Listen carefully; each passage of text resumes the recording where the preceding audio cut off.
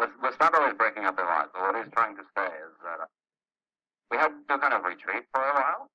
Is that right? And then when we came back, you were there. That's right. Because I think what had happened was Snotbelly heard Neb's call as well to join this girl.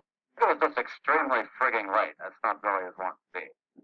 So late, so late that he had forgotten his name. And well, it's not that I forgot name. It's I slave to barbarian farmer for a long time, and pushing plow. He beat me. He said, "Your name is not Snotbelly." Crack. Your name is, and we don't repeat that name. He said, "Your name is Sirk." Why you say it? Because you cut out. Because I said, "Your name is not Sirk," and I deprogrammed you. Remember? I blew my nose upon your belly to remind you why you have snot on your belly, and that you should have snot on your belly. Right. And I drag him around and I say, "Just be Snotbelly." Right, Snotbelly? He said, "No, no!" And then next day, he comes and he tackle me, and he tackle me downhill, and he say, "My name be that name." And I say, "No, it's not, it be Snotbelly," and blow nose. And then say, "Just Snotbelly." But that brings me to my second point, because the reason this snot empowered you, because you have memory issues as well, and he remembers things slowly, but the reason you can talk to plants, the reason Snotbelly have snot on belly is because we have access to the biomancy. And you breathing in the mic, stupid Snotbelly. Stop it. Stop it right now. No, you're doing it. Just stop it. Okay. It's because right. It's because we practice the biomancy. And you are just stop there as ever a Snotbelly. If I was there, I would punch you in the face.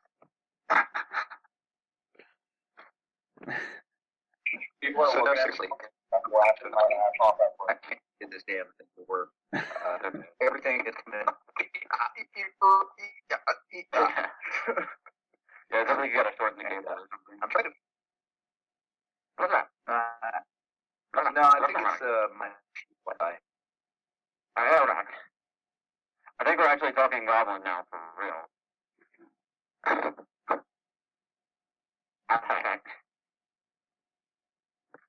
That'd be great if these lore chats were just like us doing that into the mic. I'm just sad that, so I've been screencasting this, right? And I got the Ivan story, and I got the Pistron story, but I was uploading the video, and I missed your description of Neb's first interaction with you.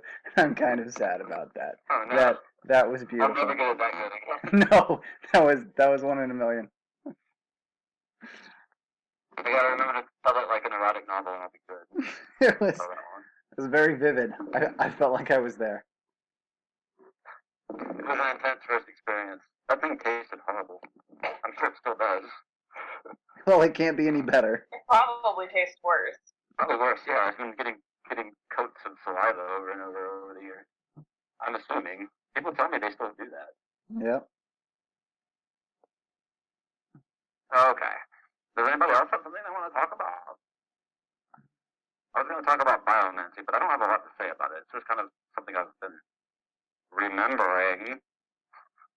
But Kudzu turns out to plants, and he can summon vines to his aid to trip the enemy and get in their stupid face.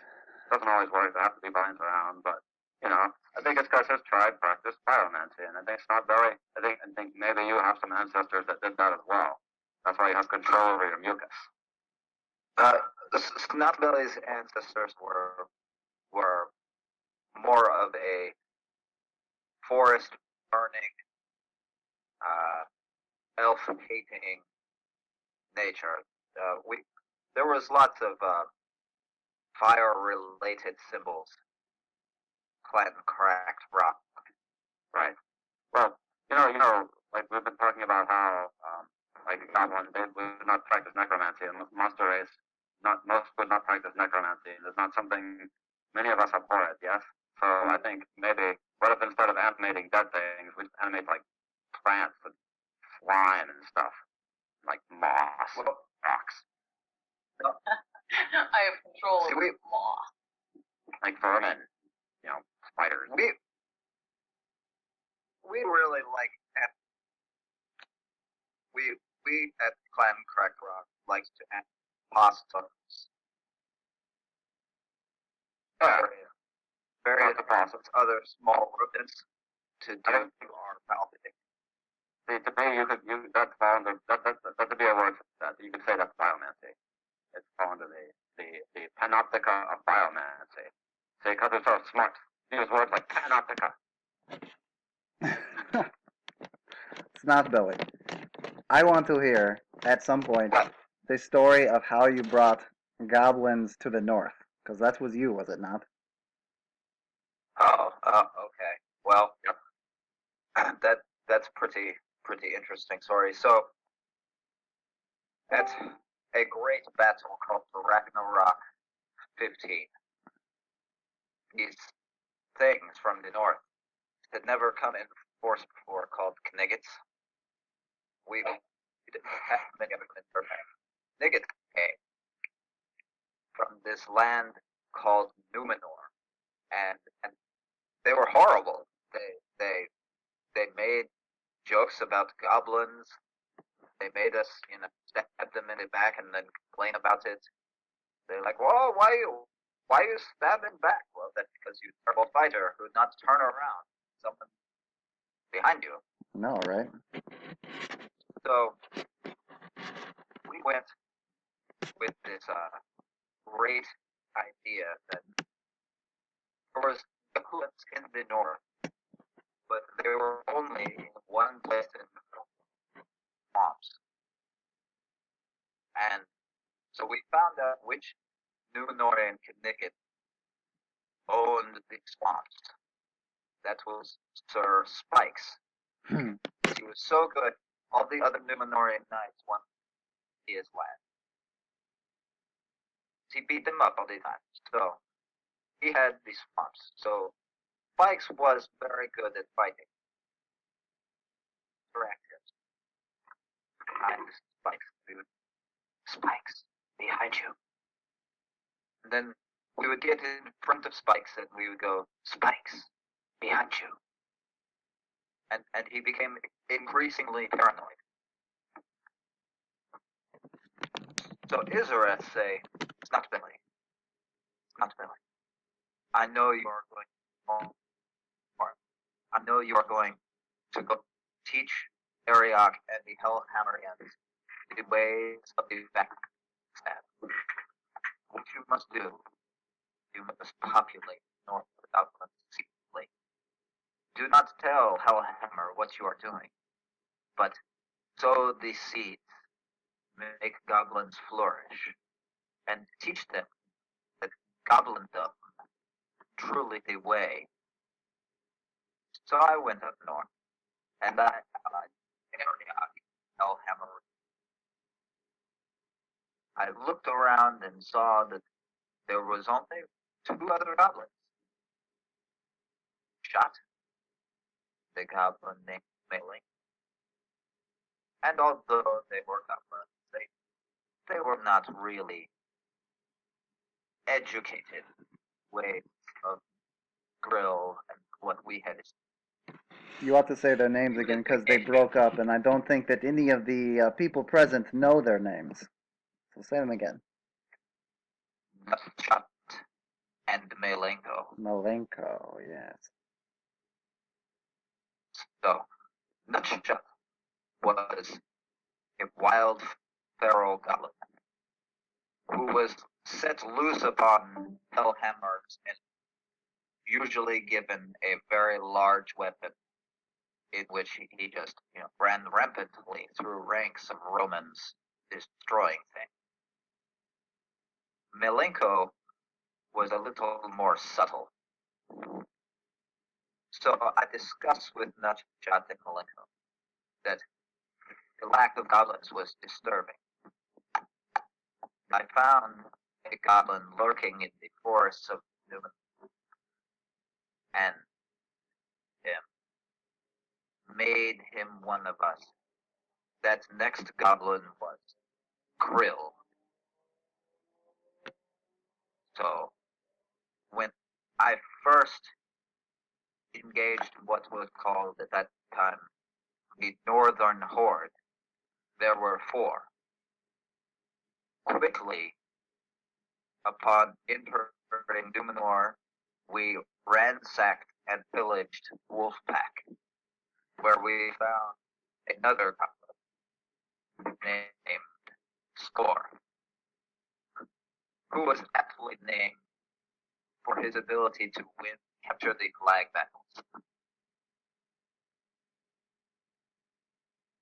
From there, it went like a wildfire. Goblins began sprouting up.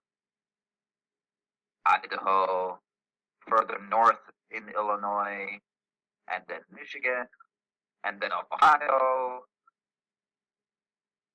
It was outrageous. The goblins destroyed a realm called Wildwood. One goblin in particular, Dammit, he was instrumental in the destruction of that big realm. And that was how I brought goblins to the north. And this realm, Wildwood, some of you may know, is the very realm in which people are still knighted today in kind of a joking fashion.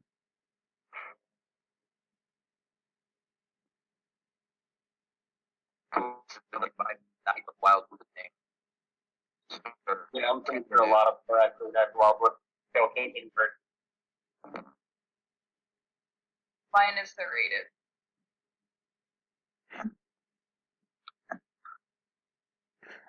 Let's see. That's really right about when I remember coming out to fighting, because that when that had pretty much happened, that was one of the big like high water marks of monsterdom. Like when I got into the game after Northern Horde was going really strong and all of that, we would go to Ockfest and it would be Ockfest, everyone who was monster would go out full bore, and lots of people who were not normally play monster characters would just fall in line and like bring out a monster character and do that, and it would be ridiculous. So that is why most of Iowa became monsters, because it was so ridiculously cool.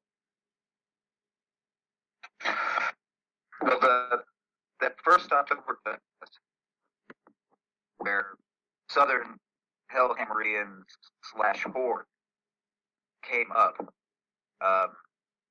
we fought a 90-man charge Yeah. throughout the entire battle, nothing but a charge. One of my favorite stories of Oktoberfest happened in that battle. Ariok and Nutshot had given Manga the legendary weapon Ass. For those of you who don't know, this legendary weapon was a quad mace, red quad mace, about 5 feet long, and on each of its faces was written a name, Sharpie. Each name represented someone the weapon had literally broken, whether it be a finger, arm, hand, a face, and every square on this weapon had a name. They gave this weapon to Nanga for some reason none of us still understand. Because Nanga swung that weapon once throughout the entire battle. No one wanted to get hit by it. He swung it once during the charge against their hood, and he hit Piper in the shield. Piper called himself dead.